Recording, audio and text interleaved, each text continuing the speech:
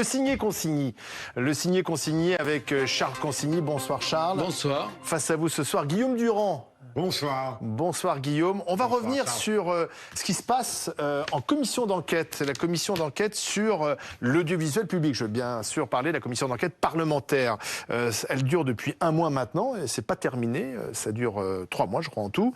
Et la question est de savoir si on est en train d'instruire le procès de la télé et de la radio publique. Écoutez cet échange entre le journaliste Patrick Cohen du service public et le rapporteur très présent, très actif de cette commission d'enquête, le député Charles Aloncle. Monsieur le rapporteur, vous me parlez d'un constat d'huissier. Je suppose que vous l'avez consulté ou vous en disposez.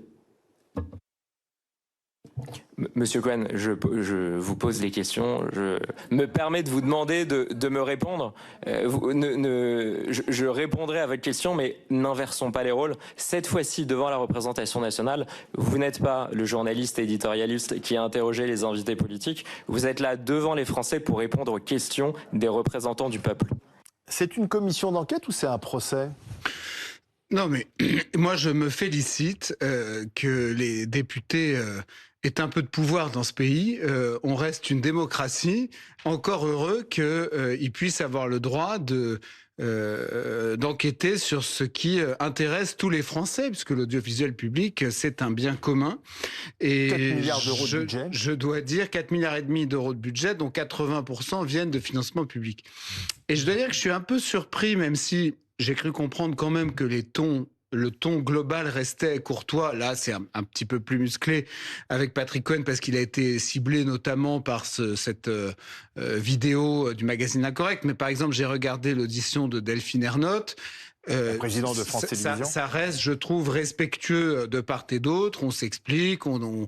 Voilà, je trouve que c'est pas non plus l'inquisition. Et globalement, si vous voulez, j'ai l'impression qu'il y a une certaine gauche caviar qui n'est pas contente qu'on vienne fouiner dans ses affaires et qui aimerait bien que ces fâcheux députés de la droite restent à leur banc d'hommes politiques caricaturés à longueur d'édito sur France Inter. Bah non, voilà. Ça, c'est pas une démocratie, cette vision-là. Et donc, je pense que cette commission soulève un certain nombre de lièvres et que, somme toute, c'est de bonne administration que de regarder ce qui se passe dans une institution qui, ma foi, gère effectivement un budget très important. Donc Guillaume Durand, la France Télévisions, c'est la gauche caviar. Alors, je dirais que Charles a raison, mais en même temps, le fond du problème, et moi, j'ai pas appris grand-chose de ce point de vue-là, c'est où passe l'argent. Car en fait, dans une chaîne de télévision, et surtout dans les chaînes de télévision publiques, quand j'y étais, le grand slogan, c'était informer, éduquer et distraire. Là, quand Mme Ernotte est arrivée, ça a changé. Elle a dit, au fond, je ne veux pas représenter le monde tel qu'il est, mais tel qu'il devrait être. Donc on est passé d'une sorte de slogan républicain à quelque chose qui ressemblait plus à changer la vie de François Mitterrand. Point numéro 1. Donc dans ces conditions-là, si c'est son idée à elle, à qui elle a confié la fabrication des programmes pour leur diffusion? Combien ça a coûté? Quelles sont les clauses d'audience qui ont été données aux uns ou aux autres? Est-ce qu'il existe même des clauses d'audience? Moi, j'ai pas entendu parler de ça. Souvenez-vous, les animateurs producteurs à l'époque d'El Kabbach, Jean-Pierre voulait à l'époque engager, disons, les jeunes les plus brillants de la télévision pour laisser une nouvelle génération affleurer. Et il a dépensé des fortunes pour ça. C'est-à-dire, c'est la génération de la rue qui est arrivée au pouvoir en faisant énormément d'audience, mais en coûtant aux contribuables une fortune. Le scandale. Et en s'enrichissant eux-mêmes. En s'enrichissant considérablement. Et le scandale a explosé et c'était tout à fait normal. Les voleurs de patates, c'est ainsi que les désignaient les guignols de l'info. Ce que pointe Charles, c'est l'aspect idéologique de la bataille entre le rapporteur et Patrick Cohen. Mais fondamentalement, la question c'est de savoir qui encaisse tout cet argent? Qui sont les producteurs qui ont été choisis? Des sociétés privées. Oui, on le sait, ça. Oui, mais vous savez très bien, Olivier, que les sociétés privées, il y en a 50 sur Paris. Et à partir du moment où vous avez comme mantra une sorte de philosophie de la présidente et de son directeur général qui vient des Verts, à qui on donne ces programmes? Cécile Bourgomès, qui est le numéro 2 et qui était le collaborateur de Cécile Duflot. Ouais. Voilà, à qui donne-t-on ces programmes et avec quelle mission? Car d'après ce qu'on voit aujourd'hui à la télévision et que vous avez évoqué tout à l'heure, on a donné à l'époque de Jean-Pierre Elkabbach des programmes à des gens qui étaient des superstars et on leur a fait faire fortune à leur boîte, donc à eux. Là, il ne s'agit pas forcément... je n'ai rien contre Thomas Negaroff et des gens qui travaillent comme ça, mais ils ne sont pas les superstars de la télévision. Non, ils ne sont pas forcément producteurs, d'ailleurs. Et ils ne sont pas forcément producteurs. D'ailleurs, Patrick Cohen n'est pas producteur. Donc, si vous voulez, il y a toute une opacité qui continue à régner sur à qui on donne, pour faire quoi, et quelles sont les fausses audiences. Et dernier point, parce qu'il faut être précis, quand j'étais, moi, à France Télévisions, pendant plusieurs présidences, les présidences étaient politiquement équilibrées. C'est-à-dire que vous aviez par exemple Marc Tessier, qui était plutôt un homme de gauche, venant de Canal. Après, vous aviez Michel Cotta, qui était plutôt à gauche, bien que ce soit une grande journaliste. Et vous aviez aussi Christopher Baldelli, qui était directeur général, qui avait été l'un des collaborateurs de Nicolas Sarkozy. Donc on n'avait pas cette idée que dénonce à raison Charles, qui est une idée univoque de la télévision. Vous aviez des gens qui venaient de partout. Il y avait même des enfants du rock comme Bigot. Mais les dirigeants du service public se défendent d'être à gauche. Ils disent qu'ils essayent de parler à tout le monde. C'est pas possible. Donner la parole à tout le monde. Mais vous parlez de Cyril Gomez, vous ne pouvez pas dire qu'il n'est pas à gauche. Oui. Effectivement, mais dans les programmes. Dans l'interview citée par Guillaume Durand sur le monde tel qu'il devrait être, etc., on voit bien que Delphine Ernotte, qui est, je pense, moi, une femme de bonne qualité par ailleurs, je pense qu'elle est professionnelle. Elle a dit que la question de la neutralité se posait. Je pense qu'elle est professionnelle, intelligente et compétente, mais je pense aussi qu'elle est woke et qu'elle s'est sentie un peu investie d'une mission woke. Voilà. Et ça, malheureusement, c'est en décalage avec ce qu'on attend du service public. Mais moi, par ailleurs, je pense qu'il y a des abus. Moi, je suis plus basique que ce que vous dites. Je pense qu'il y a des abus comptables. C'est-à-dire, je pense que le nombre de cadres qui gagnent plus de 200 000 euros annuels, pour moi, ça n'est pas possible. C'est le deuxième grand axe. Que Madame Ernotte soit rémunérée 400 000 euros par an, je suis désolé, mais ça n'est pas possible. Que Élise Lucet soit payée 25 000 euros par mois pour faire cache investigation, je suis désolé, mais ça ne me paraît pas normal sur le service public. Je veux dire, on attend de ces gens, et surtout de gens qui sont très donneurs de leçons comme Élise Lucet, une certaine sobriété. À partir de quel montant on peut donner des leçons ? J'en sais rien. Moi, je pense que gagner plus de 10 000, 15 000 euros dans le secteur public, ça me paraît quand même déjà beaucoup. C'est des gens qui sont mieux rémunérés que le président de la République, quand même. Autre sujet. Mais ça, on l'a appris. On l'a pas appris parce qu'on le savait. Vous savez, moi, je me souviens par exemple d'avoir eu un échange avec Michel Drucker sur un plateau de télévision qui expliquait qu'en fin de saison, il était très anxieux à l'idée de ne pas être reconduit, que Madame Ernotte l'a convoqué pour un déjeuner et qu'il a été très rassuré sur sa reconduction quand il a appris que le lieu du déjeuner était l'hôtel Georges V à Paris, qui est un des restaurants les plus chers de Paris. Il le raconte dans son livre. Moi, je suis désolé, les Français n'ont pas à payer le déjeuner au Georges V d'un dirigeant du service public et de Michel Drucker. Je pense qu'il y a d'autres établissements pour déjeuner. Donc voilà, ça c'est en fait une espèce de glissade. C'est comme les 14 semaines de congés payés par an à la radio publique. Oui, mais non, les Français, ils ont 5 semaines de congés payés par an. Donc je pense qu'il y a... Tout n'est pas jeté dans le service public.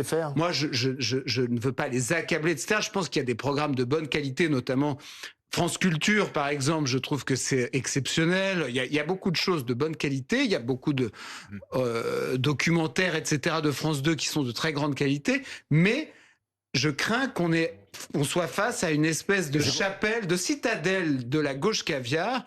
Et effectivement, elle est en train de s'écrouler sous les coups de ce jeune député. Et je pense que c'est plutôt dans l'intérêt des Français et qu'il faut faire un peu de ménage là-dedans. Alors le ménage, il aura lieu comme ça a eu lieu après Jean-Pierre Elkabbach, puisque de toute façon, vous l'avez dit, Mme Ernotte a dit que la question de la légitimité et des discussions sur la neutralité se posait. Elle vient d'être conduite, Mme Ernotte. Oui, elle vient d'être conduite pour 5 ans. Oui, on pensait... Alors, il n'y avait pas de candidat contre elle, parce que comme on pensait que la holding allait intervenir, au fond, on pensait que ça allait être un mandat court. Pour l'instant, on n'en sait plus rien concernant la holding. Mais je reviens à ces histoires d'audience, elles sont très importantes. À TF1, quand j'étais à TF1, si vous faisiez pas dans les émissions de deuxième partie de soirée 40% d'audience, vous étiez viré. Les plus connus comme les moins connus. Attends, c'est plus le cas. Hein. Comment? Non, c'est plus le cas. Personne fait 40%. Oui, mais est-ce que c'est le sujet du service public? Parce que c'est le sujet du financement. Mais est-ce que c'est le sujet du service public? Puisqu'on l'abonde, sur les 4,5 milliards, il y en a 3,5 qui sont de l'argent public. Charles, la question, combien coûte le programme que fait Olivier aujourd'hui? Avec les caméras, etc. Bon.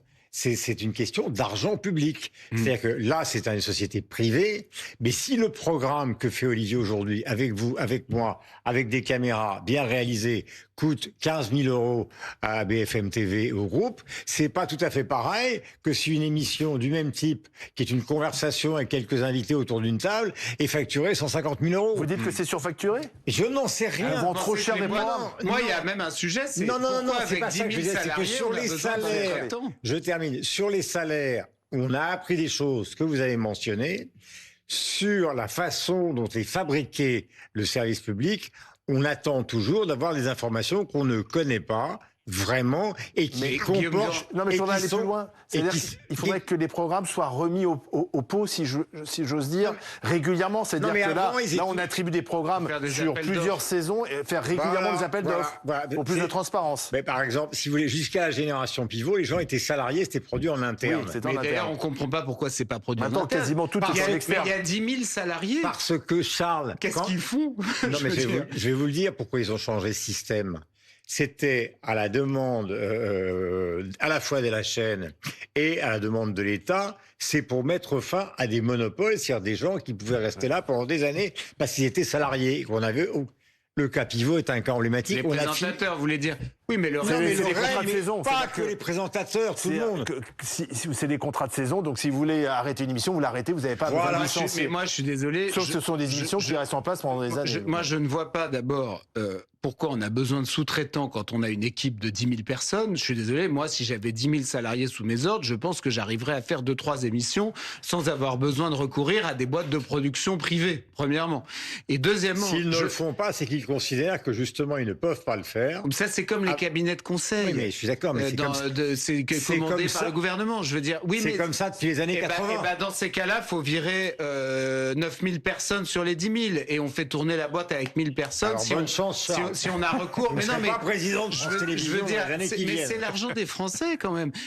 Deuxième élément, je pense que il faut se poser la question de la mission de ce service public audiovisuel. Moi, par exemple, je comprends pas pourquoi on diffuse des jeux télévisés sur les chaînes du service public. Je vois pas l'intérêt de diffuser des jeux télévisés. Pour moi, le service public, il devrait d'ailleurs même pas. À ce sujet, pardon, je vous interromps, Charles, puisque le rapporteur, le député Charles Aloncle, a expliqué que Nagui, qui fait des jeux télé, était l'homme le mieux payé du service public. Mais Nagui a sans doute beaucoup de talent. En l'occurrence, Nagui, pour être tout à fait juste avec lui, il est à un horaire où il y a de la publicité. Donc, il gagne sans doute beaucoup d'argent, mais il se trouve qu'il génère aussi des revenus pour France Télé. Pour ça. Puisque, tout vient de là.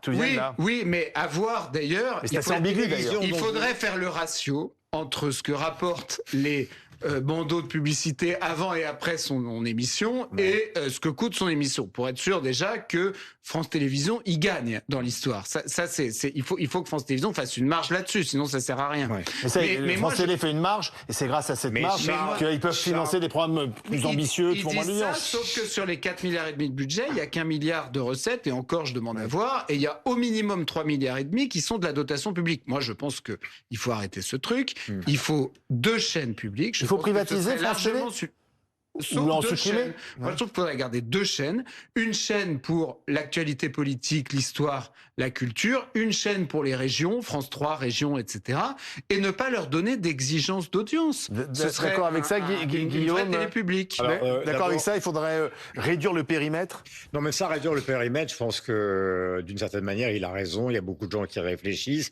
Maintenant, ça ferait des dégâts en région terribles parce que la réunion de France Télévisions, c'était France 2 et France 3. Il y a beaucoup de personnel en région. Ça veut dire, comme le souhaitait Charles tout à l'heure, qu'il faut les mettre au chômage, ou en tout cas arrêter leur contrat. J'ai dit qu'il fallait garder la France 3 pour les régions. C'est très compliqué. Mais la télévision publique, comme la télévision que vous représentez ou comme les grandes chaînes, ce sont des télévisions qui vivent de la pub d'abord et avant tout. Même si pas la télé publique. Si, elle vit de la dotation publique, mais elle vit aussi beaucoup. 80% de mais oui, mais public. si jamais Charles enlève la publicité à la télévision publique, elle ne peut plus faire les programmes qui permettent de rivaliser.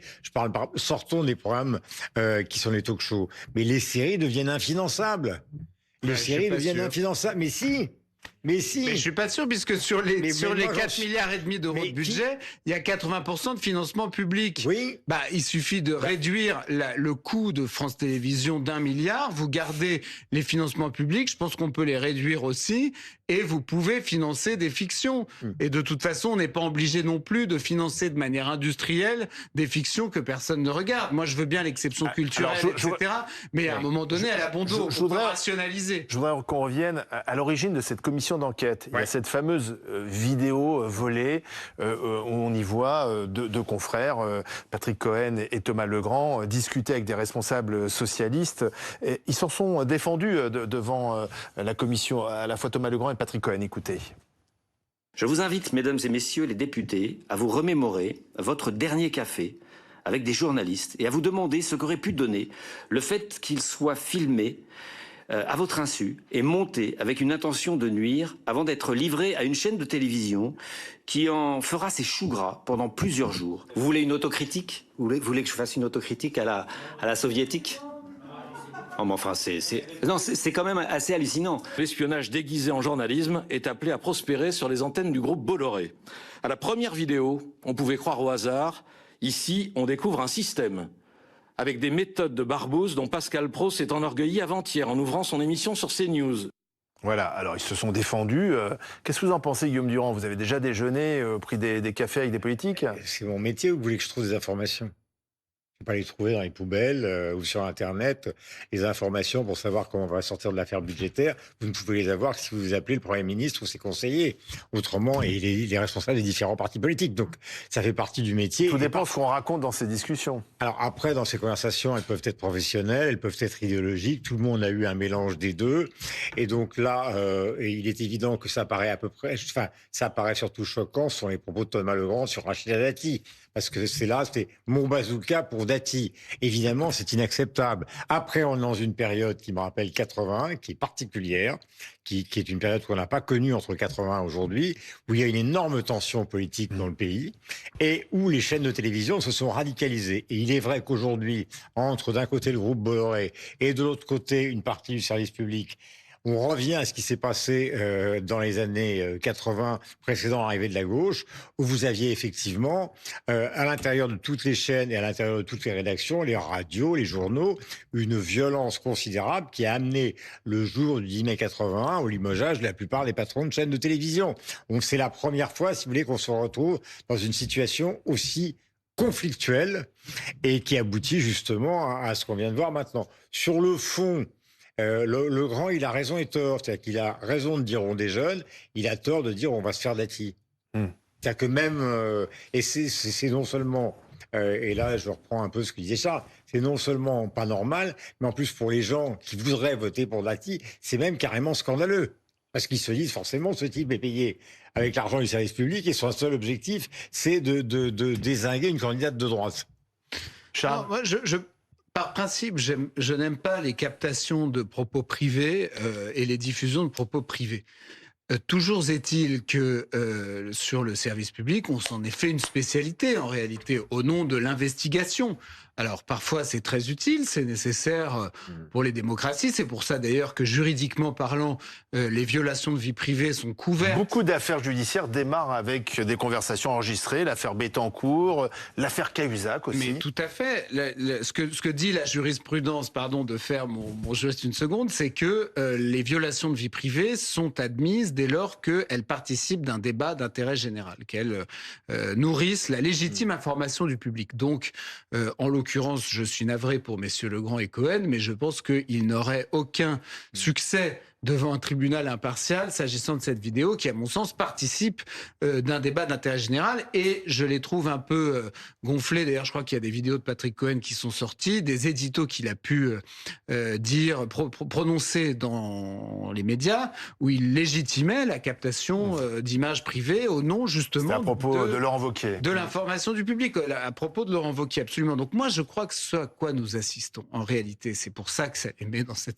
état de nerfs très pathologique, c'est que c'est la chute de la gauche caviar. En réalité, c'est ça. Mais c'est à ça qu'on assiste. Oui, mais est-ce que c'est vraiment intéressant? Pardon, on est dans un combat idéologique alors. C'est la chute du... Ouais. Non, pas forcément. Oui, d'une certaine manière, évidemment, oui. C'est la chute de la maison, du magistère moral d'une certaine gauche qui, comme elle se croyait détentrice d'un magistère moral, estimait qu'elle pouvait notamment arraisonner une chaîne de radio publique qui est France Inter. Et tout le monde sait que France Inter, qui a des qualités par ailleurs, est un bastion de gauche. Charles, vous-même, vous avez travaillé pour le service public à un moment donné dans l'émission de Laurent Ruquier. Qui était une émission de bonne qualité. Mais vous-même, vous étiez un représentant de la gauche caviar à ce moment-là? L'émission était assez gauche caviar. Et pas vous?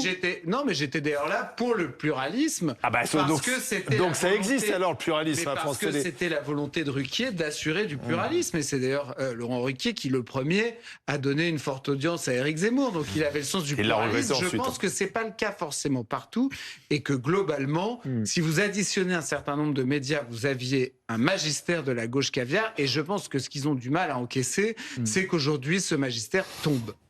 Pour prendre par exemple l'exemple de France Culture, je crois me souvenir, je ne sais plus si c'est De Gaulle ou Pompidou, il s'était adressé à leur ministre de la Culture en disant j'en ai ras-le-bol de France Culture, on entend que des communistes. Et on lui avait répondu bah oui, c'est la chaîne qui est dirigée par le Parti communiste. Donc c'est pas nouveau alors. C'est pas nouveau et c'est pas la peine de partir en guerre contre ça parce qu'on sait que dans le service public, une grande majorité des journalistes sont de gauche et d'ailleurs une grande majorité. D'une manière générale, c'est une profession qui est plutôt de gauche. Voilà, qui est une profession sans essentialiser. On peut ne pas s'en étonner. En revanche, ce que dit évidemment notre camarade est important sur un sujet qui est celui du pluralisme. Oui. C'est vrai qu'à partir du moment où on se retrouve, si Charles s'oppose à quelqu'un de gauche dans une émission de Ruquier, les gens ont le sentiment d'une équité. Je reviens à ce que tu disais tout à l'heure, parce que je sais pas, on passe du veau au tu, mais il faut quand même que cette émission soit puissante et ne ressemble pas à la définition que tu voudrais du service public. C'est une émission, en gros, un service public pédagogique qui n'aura aucune puissance et qui serait regardé par personne et sous-financé. Le service public doit être surfinancé, dans le bon sens du terme, et être regardé pour pouvoir faire jeu égal avec les autres groupes. Autrement, ça n'aurait aucun intérêt. Et tes propos, avec je ne sais pas qui était face à toi, n'auraient aucune importance pour le pays. Donc, il faut que le service public trouve son public. Mais là, je voisinais avec Christine Angot, donc il fallait équilibrer. Ouais. Il y avait une nécessité d'équilibrer. Mais il y a une nécessité de puissance. Sinon, on aurait été au comité central. Mais l'émission était puissante et regardée. Voilà, c'est ce qui compte aussi. Oui, ça c'est vrai. Ça, c'est juste. Mais c'est ce qu'on vous souhaite l'émission aussi. faisait l'effort, effectivement, d'avoir une audience importante. Voilà. Et tout en étant une émission qui était très instructive, elle s'assurait des ingrédients qui faisaient de l'audience. Oui, sans être un jeu télévisé pour autant. D'où la fameuse phrase du départ qui était, disons, le mantra de tous les présidents, qui était éduquer, informer, distraire. Eh bien, revenons aux fondamentaux. Distraire, merci. je suis pas sûr. Guillaume, mais si la distraction, c'est peut-être une bonne chose, Charles. Merci, Charles. Merci, Guillaume.